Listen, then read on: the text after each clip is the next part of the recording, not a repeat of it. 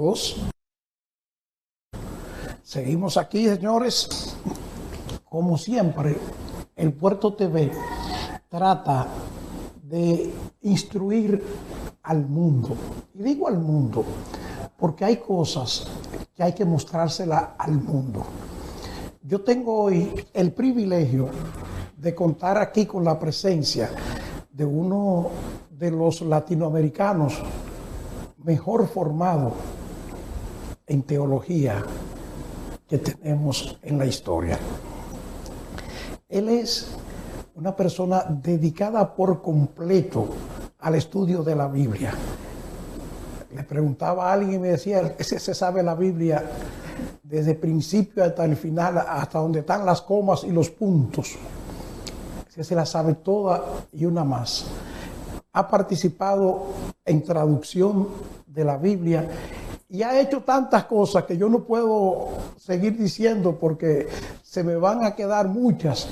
Así que vamos a tratar de conocer al doctor Samuel Pagán. Gracias, doctor, por este privilegio de poder contar con usted aquí en el Puerto TV.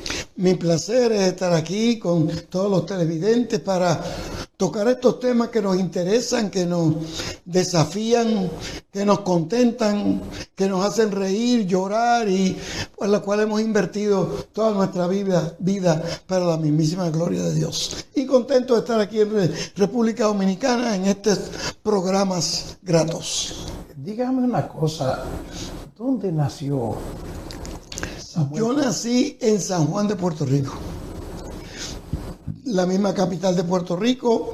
Estudié en Puerto Rico hasta ingeniería química. Yo soy ingeniero químico y después de estudiar ingeniería química fue entonces que me fui a estudiar teología y fui a los Estados Unidos, a Princeton. Fui por primera vez y me gradué de Princeton en arqueología bíblica.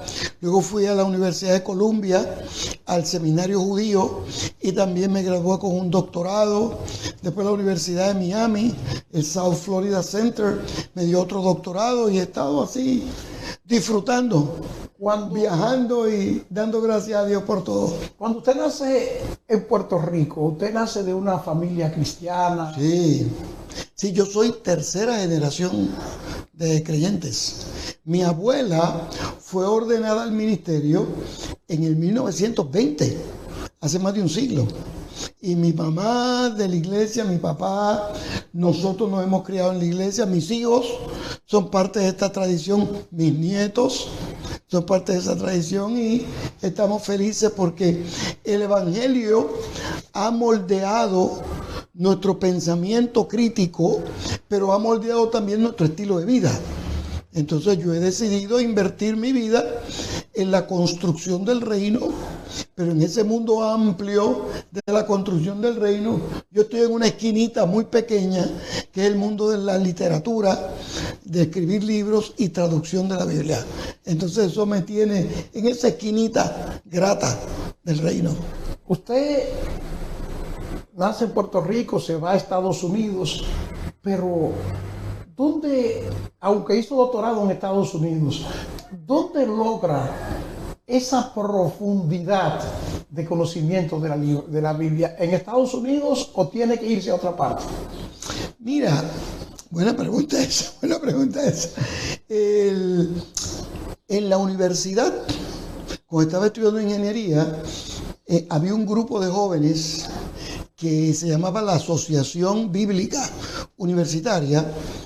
Todos los martes a las 11 de la mañana y jueves a las 11 de la mañana teníamos estudios bíblicos.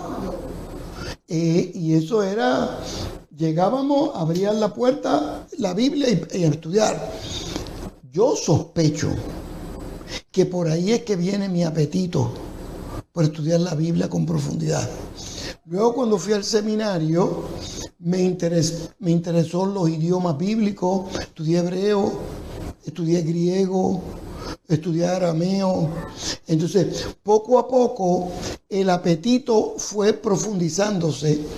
Y como ya me estaba graduando de la escuela rabínica, el decano me preguntó que yo iba a hacer un verano, ¿verdad? Y yo le dije, mire, yo estoy organizando en la iglesia, era pastor también, para tener un programa de verano con los jóvenes de la iglesia y los niños. Y me dice, no, es que quisiéramos que fuera a estudiar arqueología a Israel. No te tengo que decir que le dije, pues ese soy yo. Entonces, ahí fue mi primer encuentro con la Biblia en una mano y la Tierra Santa en el otro. ¿Y qué tiempo duró Ese primer viaje fueron 2 meses. Luego en los años 80 comencé a ir todos los veranos a la Tierra Santa. Y ya a final de los 90 ya hacía los sabáticos de la universidad, lo hacía en Israel. Yo estaba en Israel viviendo en septiembre 11. Cuando se cayeron las Torres Gemelas, yo vivía allá. Entonces, eso me dio un ángulo nuevo para escribir las Biblias, traducir las Biblias y escribir los libros, pero tomando la geografía en cuenta. Entonces, hay muchos libros sobre teología, muy buenos, ¿verdad? Sobre literatura, sobre teología, sobre lingüística, pero no son muchos los que toman en consideración la cuestión geográfica. Y en eso es lo que yo me especialicé y esto es lo que hemos estado haciendo. Un contexto básico para entender muchas cosas de la Biblia, dónde se desarrolló el episodio. Y ese es prácticamente el meollo del asunto que usted descubrió que había que hacer. En vivo. Sí. Sí, yo realmente me quedé muy positivamente sorprendido cuando voy por primera vez y me dice la gente, por aquí fue que pasó Jesús para llegar a la Galilea. Y yo lo miraba y es un camino como común, como cualquiera. Y por aquí estuvo el apóstol Pablo. Cuando por primera vez me enseñan el camino de Damasco, en el norte de la Galilea, y este es el camino donde el apóstol Pablo, para mí fue una ilustración extraordinaria. ¿Y cómo uno podría, doctor, conseguir acceder a esos textos extraordinarios, a esos textos extraordinarios que usted ha hecho con esta... Muchas gracias. Con estas traducciones de los puntos geográficos. Mira, es curioso que cuando uno estudia la Biblia, las Biblias, casi todas las Biblias, tienen mapas bíblicos. Pero los mapas en la Biblia son los recursos que menos utiliza la gente. Y no se da cuenta que los mapas nos ayudan a entender. Te voy a dar un ejemplo. Las personas que viven en montañas, altas en la montaña, tienden a tener un timbre de voz más alto que los que vivimos en los llanos y en las playas, cerca de las playas. Porque mientras más alto tú estás... Aquí cuando una gente va a decir, mira, te parece de campo. Sí, porque como está más alto, tiene que ser más presión para hablar. Habla más, el tono de voz es más alto, la gente vive más lejos, uno tiene que gritar. O sea, cuando uno viene a la ciudad, que la gente espera que uno hable bajito, entonces se da cuenta que... Y uno nota eso de los que vivían en la Galilea.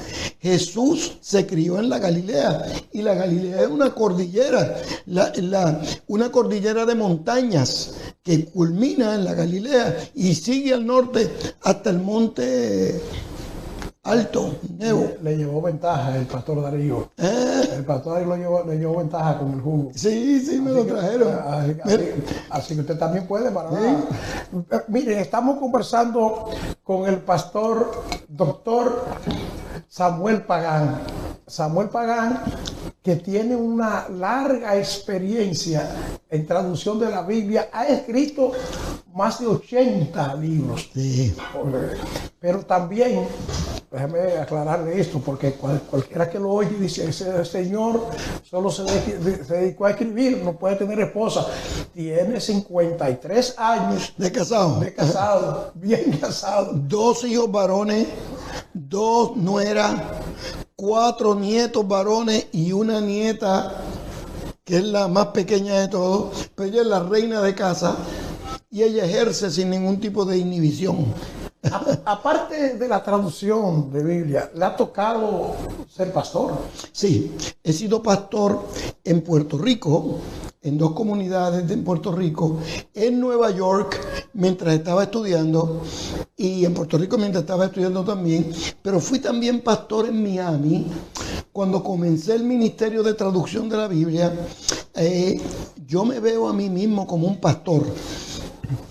Yo soy un predicador dominical, yo soy un predicador común y hemos estado enseñando en la iglesia local y pastoreé en Miami también. Miami, Nueva York y Puerto Rico. Pero usted ha estado bien activo. Sí. La última iglesia que pastoreé fue en los años 80. Cuando empecé pastoreaba, pero después de los años 80, como las traducciones de la Biblia uno tiene que viajar, yo dirigí por muchos años el departamento de traducción de la Biblia, de las sociedades bíblicas, y eran todas las Américas. ¿Y por qué hay que viajar? Porque ahora no tanto, porque hay los programas de televisión, Zoom y todos esos programas que uno puede tener reunión por Zoom. En esa época era en vivo y teníamos más de 600 proyectos de traducción de la Biblia en todas las Américas, desde Alaska hasta la Patagonia. Y por lo menos una vez al mes, una vez al año, yo tenía que visitar todos esos proyectos y verlos, que se tradujeran bien, que todo estuviera en orden. ¿No hay una Biblia que haya sido traducida al creol todavía, al idioma de los haitianos? Sí. Sí. Yo la aprobé. Esa es una Biblia que se comenzó, no recuerdo muy bien, pero ya en los años 86, 87 empezamos a trabajar. Yo creo que ya está finalizada, pero te puedo cotejar.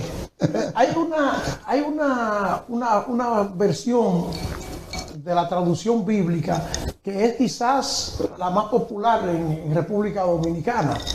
Yo no sé si yo estaría, si es que yo he hecho un análisis equivocado, pero me gustaría que usted me ayude en esto, que es la Reina Valera 1960. ¿Por qué esa versión ha impactado tanto? Porque Reina Valera del 60 fue la Biblia que le abrió las puertas al crecimiento extraordinario de la iglesia evangélica en América Latina en los años 70, 80 y 90. Sale en el 60, las iglesias comienzan a utilizar esa versión. En el 70, las iglesias comienzan a crecer. El crecimiento del movimiento pentecostal vino en el 70 y en el 80. Se crían con esa Biblia. Y acuérdate que la Biblia, la mejor Biblia en el mundo entero, es la que uno usa diariamente. Sí. Con la cual uno se siente cómodo. Entonces, Reina Valera es la Biblia más distribuida en español y más leída en español. Hay otras también importantes, por ejemplo, la más distribuida y leída, moderna, ya contemporánea, es la Nueva Versión Internacional. Hay otras modernas, Dios habla hoy, Biblia en lenguaje actual, Biblia de Jerusalén, se lee bastante, el libro del pueblo de Dios se escucha bastante. O sea que hay diversas Biblias ahí, pero la mejor, la que uno lee. Pero al mismo tiempo yo le digo a la gente que no confinen el estudio bíblico a una sola versión, sino que tengan más de una versión, porque acuérdate que si no saben hebreo, que no saben arameo, no saben griego, tienen que tener más de una versión para tener diferentes sesgos, ángulos, detalles del texto bíblico. Y para entender también. Y para entender. Porque hay palabras que están de una manera en una versión y usted se va a otra versión y está más entendible, diferente y la entiende. Por ejemplo, ascuas de fuego amontonarás sobre su cabeza. Hay que traducirse los dominicanos. Sí, eso significa que le arda la cara de vergüenza. Si tu enemigo tuviere hambre, dale de comer. Si tuviere sed, dale de beber, porque haciendo esto, aguas de fuego mantunerá sobre su cabeza. Reina tiene la traducción literal, pero la Nueva Versión Internacional y otras traducciones modernas, entonces lo explican para que sea entendible, digerible y compartible por el pueblo. Yo tengo esa iniciativa, la tomé por mí mismo, de tener dos versiones. La tengo las dos en el celular, dos versiones diferentes. Cuando hay un dato que yo no lo entiendo bien, me voy a la otra versión. Claro. Y casi siempre uno logra. Pero había venido en otras ocasiones a República Dominicana. Sí, muchas veces. La Sociedad Bíblica aquí en República Dominicana tiene un ministerio histórico extraordinariamente bueno. No bueno, sino extraordinariamente bueno. Las contribuciones de la Sociedad Bíblica a la sociedad dominicana han sido destacadísimas. No solamente para apoyo a las iglesias, no solamente apoyo a grupos cristianos, sino diálogo con los académicos, diálogo con el gobierno, diálogo con escritores importantes de la República Dominicana. Yo estaba comentando al pastor que uno de los libros más famosos de un político dominicano, de Juan Bosch, es sobre David. Entonces, lo que sabía, lo sacó esencialmente de la Biblia. Y cuando hizo un libro que le puso Judas Iscariote. Sí, que Iscariote también. Calumniado. Sí. ¿De dónde tomó la iniciativa? Claro. Sí, acuérdate que los ministerios bíblicos, la Sociedad Bíblica, por ejemplo, son ministerios que superan las líneas denominacionales. Porque la Biblia no es católica, ni es evangélica, ni es bautista. La Biblia es la Biblia. Entonces nosotros como traductores de la Biblia, lo mismo vamos a un estudio bíblico de adventista del séptimo día que a una iglesia pentecostal, porque lo que queremos afirmar es la importancia de la Biblia para que le hable a la sociedad contemporánea. Ahora viene la pregunta, ya que usted tocó el tema. Muy bien. ¿Y por qué si la traducción es para todos? En la Iglesia Católica, la Biblia le llama a Dios Yahvé, y en la Iglesia Evangélica Jehová. Sí, porque la forma de mencionar, de pronunciar el nombre de Dios, posiblemente original, era Yahweh. Pero cuando Reina tradujo el texto en castellano medieval, en hebreo buscan la manera de no mencionar el nombre de Dios, porque para no mencionar el nombre de Dios en vano, tener ese mandamiento. Entonces Casiodoro de Reina leyó las vocales que decían Adonai y las consonantes que decían Yahweh. Entonces, cuando se unió las vocales con la consonante, entonces Reina tradujo Jehová.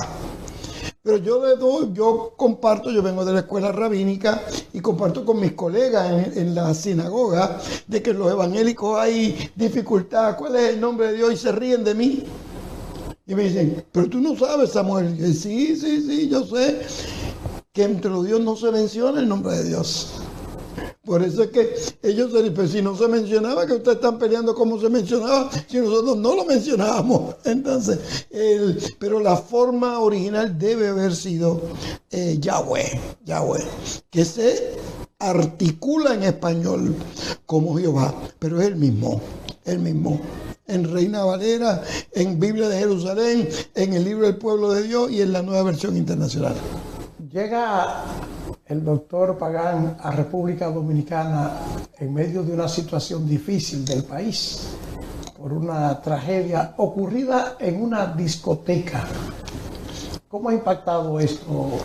Mira, una de las razones por las cuales estoy acá es para mostrar solidaridad con el pueblo dominicano. Esto es una desgracia inimaginable. Alguien que mira de afuera, ve una discoteca, sabe Dios lo que hacían allí, oye, pues bueno que le pase.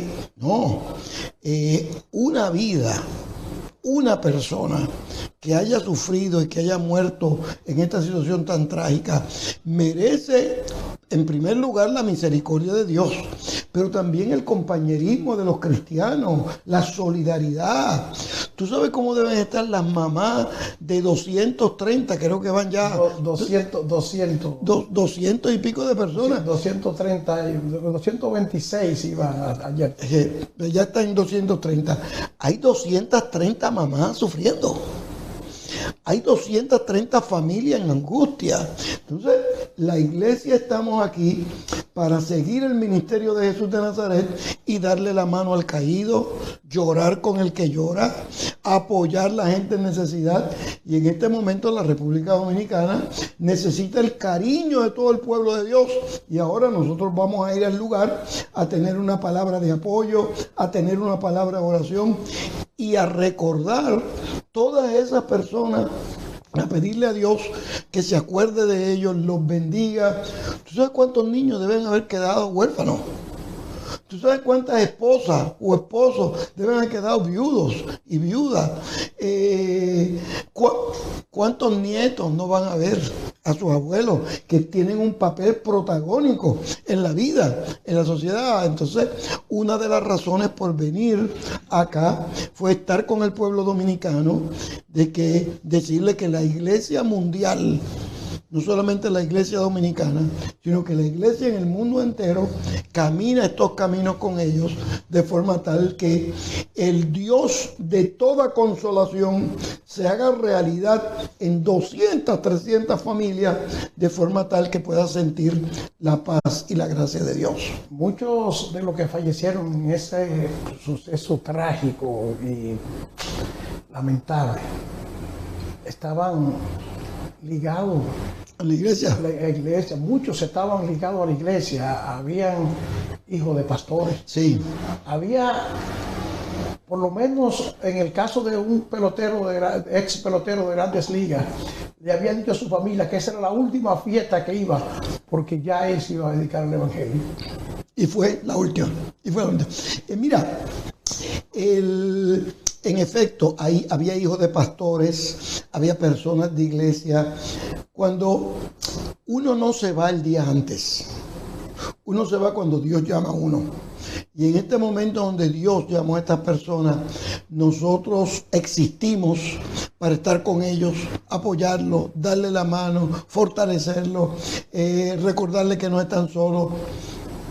Pero en estos días estoy recordando un texto en Lucas 13, los versos 2 en adelante, especialmente el versículo 4, donde Jesús de Nazaret alude a que se cae una torre en Jerusalén, en Siloé, y mata a 18 personas. Y Jesús dice, no, aquí no hay que buscar si eran buenos, si eran malos o regulares. Este es un momento para demostrar misericordia y amor. Y ese modelo bíblico es el que yo estoy presentando aquí en República Dominicana y en otros países que me han preguntado por la misma desgracia. Dios no nos ha llamado a juzgar las intenciones de la gente. Dios nos ha llamado a darle la mano al caído.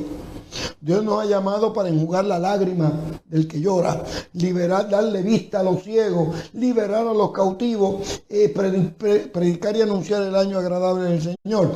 Es que estamos aquí para que el pueblo dominicano sepa que en el mundo entero, desde Jerusalén hasta Washington, desde Washington hasta la Patagonia, hay gente de Dios que se acuerda y está intercediendo por la República Dominicana para que este mal rato, que eso no hay forma de ponerlo, que sea suave, o sea, este mal rato se convierta en una oportunidad de que el pueblo dominicano abra sus ojos a la revelación divina y pueda descubrir las cosas buenas, gratas y nobles que Dios tiene preparado para aquellos que le aman. ¿Qué pasó en Puerto Rico? Y pregunto lo que pasó en Puerto Rico, porque Puerto Rico era en los años 70 y 80 una de las zonas donde había una presencia evangélica extraordinaria y un ánimo y un crecimiento de las iglesias, pero eso como que se ha ido. ¿Qué pasó? Mira, yo voy a Puerto Rico con regularidad y voy a diversas iglesias. Hay muchas iglesias crecientes, muchas iglesias crecientes.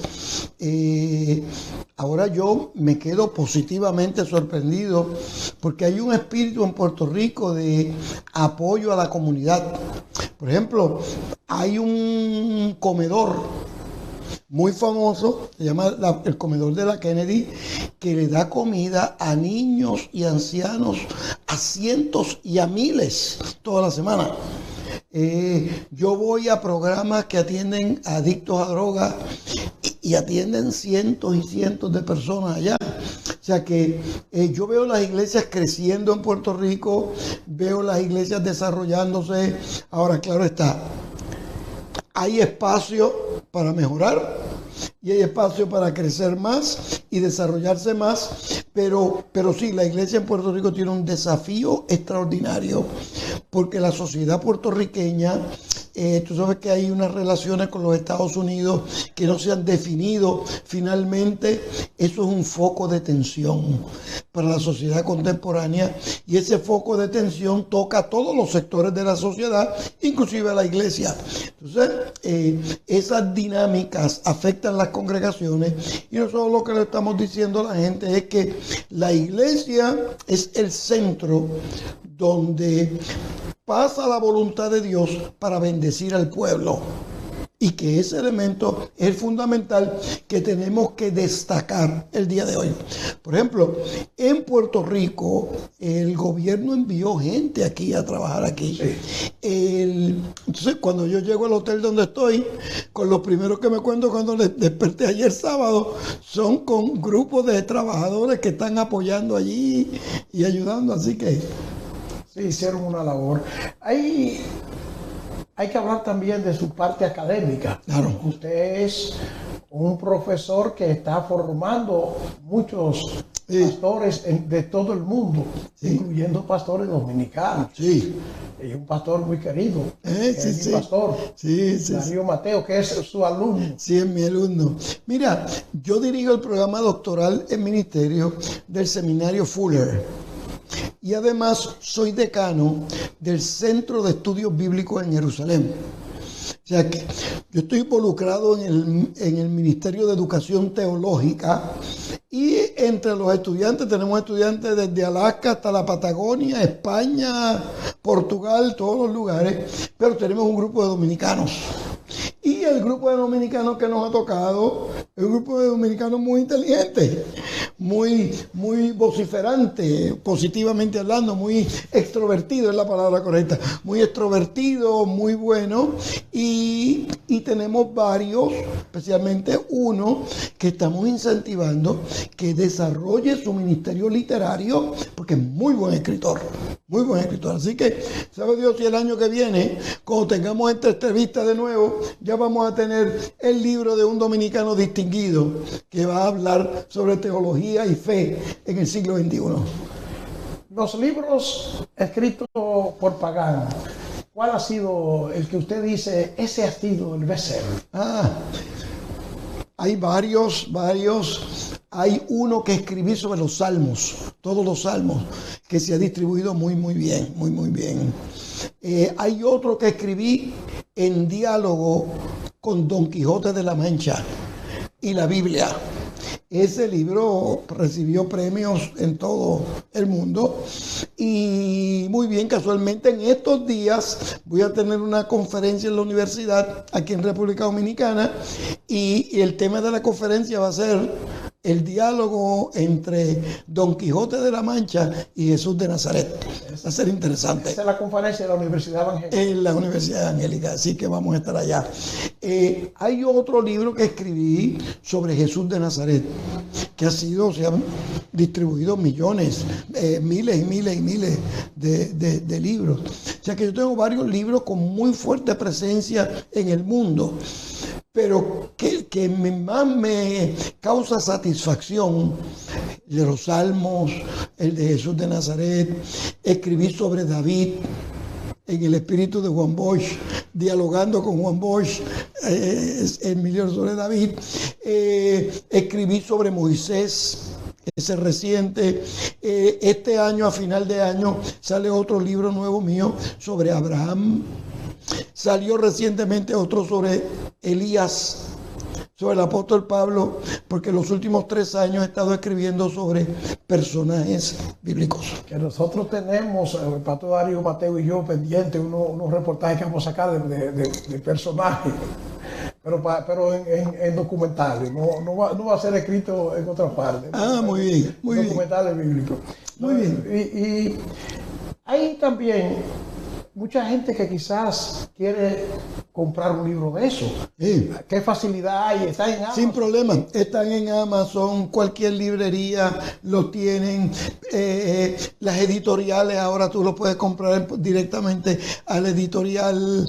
Tenemos en República Dominicana todas las librerías evangélicas y seculares generalmente tienen mis libros y lo pueden comprar sin dificultad. Eso es interesante porque hay gente que a veces dice, ay, ¿dónde lo compro? Ya lo saben ahí. Doctor Pagán, para nosotros es más que un privilegio que usted nos haya visitado y que haya traído esta palabra de bendición para este canal y para los que ven este canal. Claro.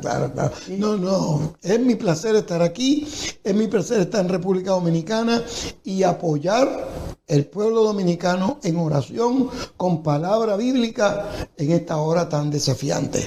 Y quiero agradecerle también a mi pastor Darío Mateo, que es el hombre que sirvió de puente para que usted esté. Y mi estudiante. El estudiante cumple con su tarea. Sí.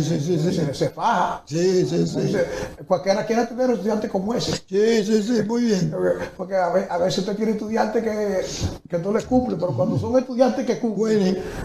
Bueno, pues muchísimas gracias al doctor Samuel Pagán. Yo espero que siga hacia adelante y que Dios le dé más iluminación todavía para que siga ayudando a que el mundo entienda que Cristo es el que salva. Amén. Pastor, buen viaje. Gracias, señores. Saludos. Señores, gracias. Si Dios lo permite, nos juntamos en una próxima ocasión.